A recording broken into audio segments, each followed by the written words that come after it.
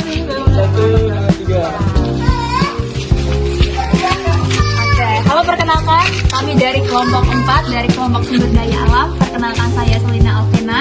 Saya Alif Fernanda. Saya Desandi Yoga Pamungkas. Saya Yosef Madotalu. Saya Musimus Kaisar Lainel. Nah, hari ini kita akan membuat filterasi air ya teman-teman ya. Mohon dilihat di video berikutnya.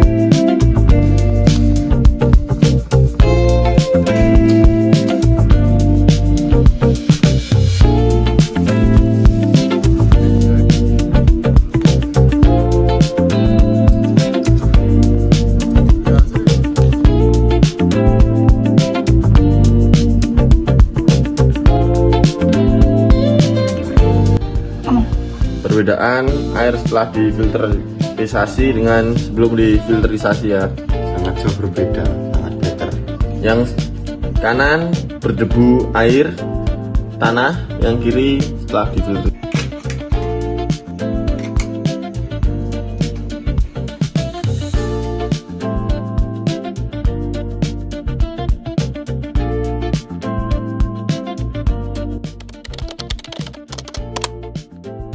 Oke, di sini saya akan menjelaskan masalah lingkungan yang terjadi di kos Ibu Siti dan juga kaitannya dengan Healing Earth. Jadi masalah di kosnya Ibu Siti tersebut adalah air yang keruh dan juga air yang berendapan, dan juga masalah berikutnya itu berbau. Jadi air tersebut tidak bisa dikonsumsi, ataupun jadi nanti anak-anak kos itu mengeluarkan budget lebih untuk meluangkan uang mereka untuk membeli air minum galon di luar agar mereka bisa mengkonsumsi air tersebut. Nah, dengan kaitannya dengan Healing Earth adalah masalah ini mencerminkan krisis air bersih lokal atau menuntut tanggung jawab dan juga kesederhanaan, serta mengajak kita merawat karunia air sebagai ciptaan Tuhan. Seperti itu. Ya, baik, permasalahan air bersih yang kami temui di kosnya Bu Siti ini sendiri bukanlah permasalahan yang berdiri sendiri, melainkan isu-isu lingkungan yang seringkali kita temui. Di tingkat global sendiri, kebutuhan akan air bersih itu menjadi hak besar bagi seluruh manusia dan mendapatkan perhatian penting. Menurut laporan beberapa wilayah yang padat penduduknya, kebutuhan akan air bersih itu sudah mulai tercemar, sehingga solusi untuk air kotor itu adalah kebutuhan yang mendesak. Fakta yang kami temui sendiri di lapangan itu dari proyek lokasi service learning kami, yaitu di kosnya Bu Siti. Setelah observasi dan wawancara sendiri, kami menemukan bahwa sumur air yang berada di kosnya Bu Siti mendapatkan masalah yang khusus. Airnya seringkali terdapat endapan dan berkeruh, dan seringkali mengeluarkan bau yang tidak sedap.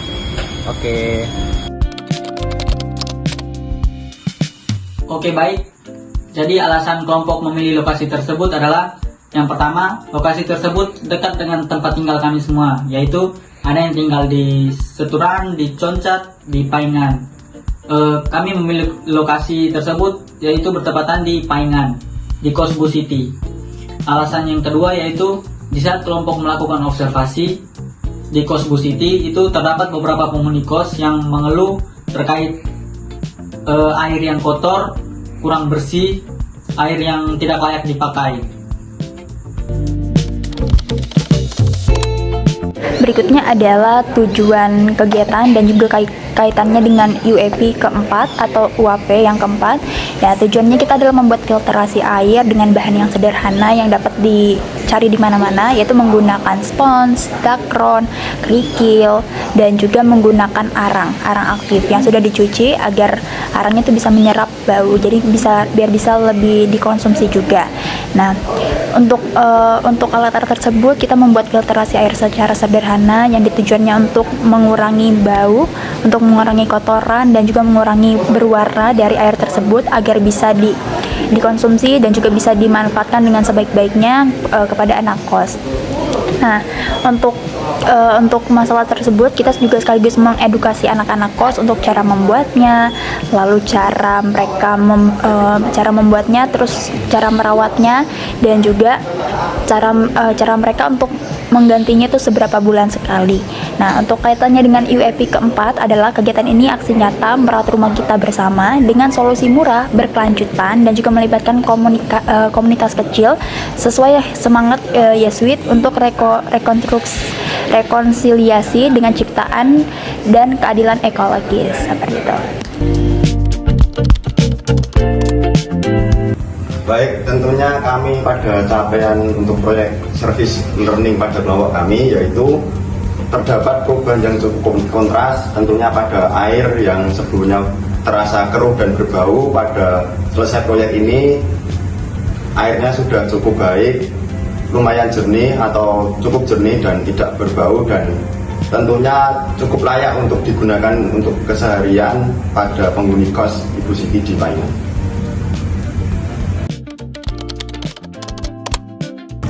Baik, perubahan yang dialami oleh para penghuni kos itu perubahannya cukup signifikan. Yang pertama, airnya menjadi tidak berbau dan airnya menjadi tidak keruh. Lalu kami memasang alat sederhana filter air tersebut sampai sekarang masih digunakan di kos-kosan tersebut. Baik kakak semua, berikut manfaat dari filtrasi ini sendiri. Filtrasi ini membantu kita mengurangi pencemaran air di lingkungan sekitar. Seperti contoh kakak film itu, nanti bisa dibuat sendiri juga di kos. Yang pertama itu spons dan karton kakak. Bisa dipotong sesuai dengan botolnya, terus nanti disusun. Setelah itu dimasukkan di kerikil, arang, lalu diikuti lagi dengan spons dengan karton.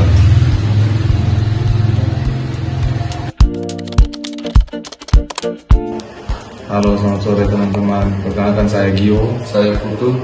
Jadi kami anak kos Bu Siti. Kendala-kendala yang kami alami di kos ini yaitu airnya itu bau, terus airnya keruh sama berkapur. Nah, dan kami sangat berterima kasih karena filtrasi dari kelompok 4 ini sangat membantu sehingga air di kos kami sekarang sudah layak untuk digunakan. Sekian.